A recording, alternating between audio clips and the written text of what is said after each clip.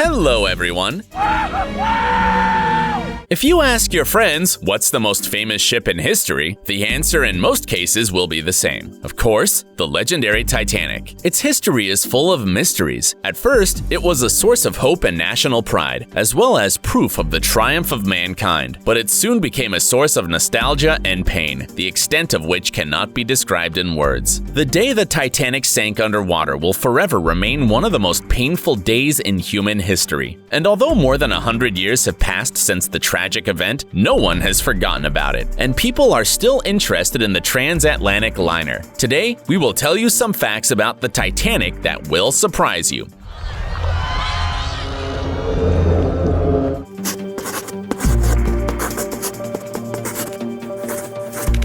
Everyone could have been saved. On April 14, 1912, at 11:40 p.m., the Titanic hit an iceberg, receiving fatal damage. A couple of hours later, at 2:20 a.m., the ship split in two and within minutes sank completely. During all that time, the ship sent out distress signals that did not go unnoticed. The ocean liner RMS Carpathia rushed to the site of the wreck at full speed, but unfortunately arrived an hour and a half later. All the crew of the Carpathia could do was to pick up the 710 survivors of the shipwreck. But the story could have been very different. Only after some time, it became known that the ocean liner RMS Carpathia was not the closest ship to the Titanic. Around 12:45 a.m. on that terrible night, the officers of the Titanic noticed the lights of another ship in the distance. It was the SS Californian, but the ship did not respond to the calls for help.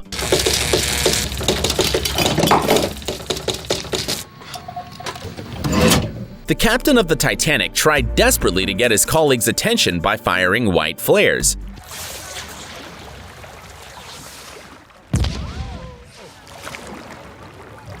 It may seem surprising, but the watch officers of the SS Californian saw every single one of them. The crew immediately woke the captain, but unfortunately, he did not give it any importance. The only radio operator who could receive the distress call was asleep at the time. The SS Californian decided that the flares were just a signal from an unknown ship that had stopped on the ice. So the passenger ship, which was very close, simply passed by. Today, experts agree that the SS Californian could have saved many, or perhaps all of the lives that were lost that night. That is, over 1,500 people.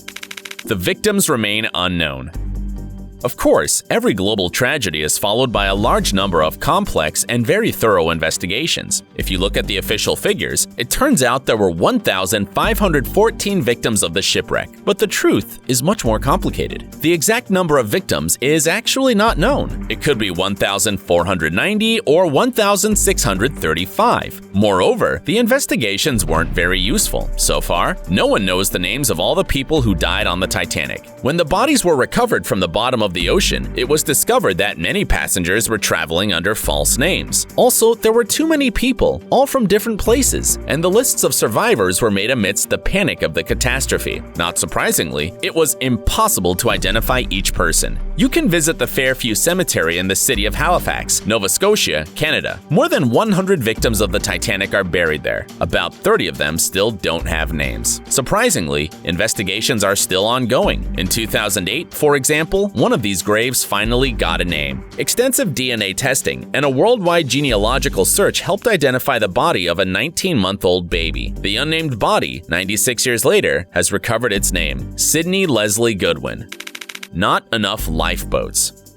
When designing a transport vehicle, great attention is paid to the safety of the passengers. Engineers and designers do everything possible to ensure that as many people as possible can be saved in the event of an accident. But in the case of the Titanic, something went wrong. Very wrong. When it was launched, the Titanic was the largest ship in the world. It could hold a total of 3,547 people. That's an incredible number. Fortunately, when the Titanic made its first voyage, there were fewer people on board. According to official data, there were 2,224 registered passengers. And now, for the most interesting part. The original plan was for the Titanic to carry 48 lifeboats. However, the owners of the liner insisted that their number be reduced to 20. The capacity of each lifeboat lifeboat was about 60 people. A simple mathematical calculation allows us to discover that only 1,200 people could have been saved. Only a little more than half of the passengers. Why weren't more lifeboats installed? The official reason is that they would have taken up too much space on the deck, blocking the passages and covering up the beautiful view of the ocean. So, appearance and comfort were placed above the safety of people. To be fair, the ship was considered unsinkable. No one expected it to sink so easily. Everyone thought that even with damage, the Titanic could stay afloat for a long time. In other words, the immediate and simultaneous evacuation of all passengers was not considered a possible situation.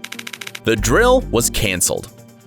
There is a thing known as a lifeboat drill. During a drill, the crew perfects the skills of preparation of the boats, their launching, and control. In addition, passengers are prepared for possible evacuation. They learn to evacuate while remaining calm, and in case of emergency, they understand better how to behave and don't fall victim to panic.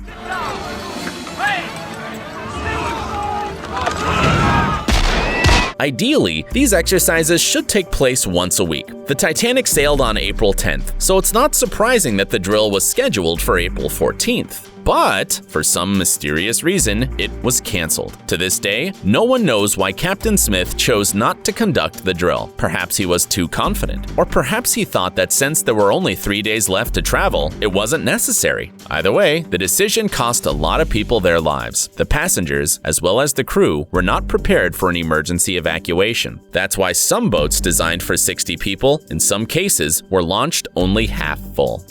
Musicians played until the end. Although the Titanic boasted an amazing size and capacity, it also stood out for its interior decoration. Luxuriously furnished living rooms, reading and smoking halls, and a gymnasium. All this was at the service of the first-class passengers. The crew included a large number of cooks, waiters, bakers, and of course, musicians. 8 people to be exact. Here's a quote from a second-class passenger who was lucky enough to escape from the Titanic. "Many brave things were done that night, but none were more brave than those done by men playing minute after minute as the ship settled quietly lower and lower in the sea. Despite the fear, trouble, and panic, despite knowing that their lives were about to come to an end, these brave men held their instruments in their hands and continued to play until the end, until the last second. They knew that music calmed people, made the tragedy less terrible, and therefore they could not stop. None of the 8 musicians survived. Only 3 bodies were found. The youngest of them was 21 years old.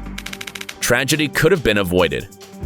David Blair is a very lucky man. He was supposed to be the second officer on the Titanic, but at the last second, he was pulled out. This incident saved his life, which should have made him incredibly happy, but something clouded his joy, because maybe he was the only person who could have saved the Titanic. How? 100 years ago, ships were not equipped with smart, advanced technology like they are today. To see a threat on the horizon, people had to keep an eye out. Binoculars were of great help, but here's the problem. The crew of the Titanic had no access to the room where the binoculars were kept, because David Blair was responsible for the keys. He left the ship in a hurry, and he simply forgot to return the key. He left it in his pocket. If the crew had had access to the binoculars, they would have noticed the iceberg in advance. The ship would have had time to change course.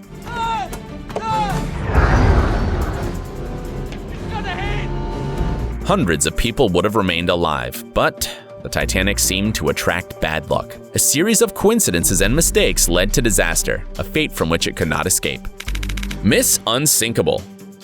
In the late 19th and early 20th centuries, White Star Line was considered the largest shipping company in the world. In 1907, its owners decided to build 3 huge ocean liners. As you may have guessed, the Titanic was one of them. The other ships were the Olympic and the Gigantic, later named Britannic. No matter how huge and luxurious these incredible ships were, all their stories ended in tragedy. These 3 are rightly considered the most famous ships in history. There are many books and films telling their story, but there is something they all have in common, or to be precise, someone. Violet Constance Jessup. Born in Argentina, this unremarkable stewardess is known as Miss Unsinkable.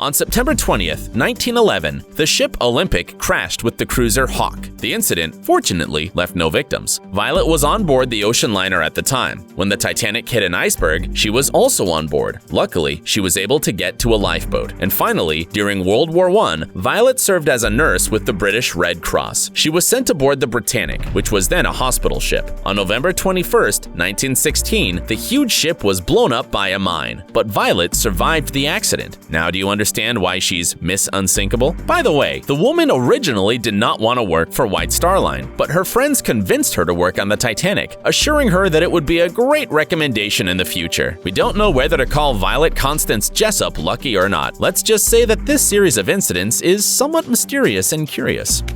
The engineer's sacrifice.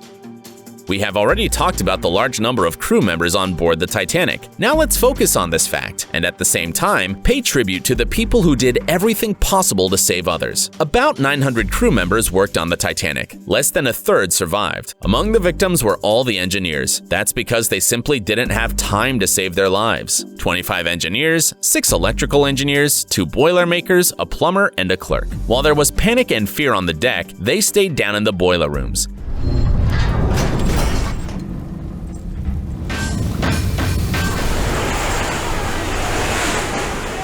They needed to keep them running so that there would be electricity and the pumps would continue to pump the water. They were fighting against death for every inch of the ship. The engineers didn't want to give up, and most of them probably didn't know that they were only delaying the disaster and that it was not possible to prevent it. Yet these people remain an example of courage, bravery, and devotion. In the city of Southampton, on the south coast of Britain, there is a memorial in their honor. That's all for today. See you soon!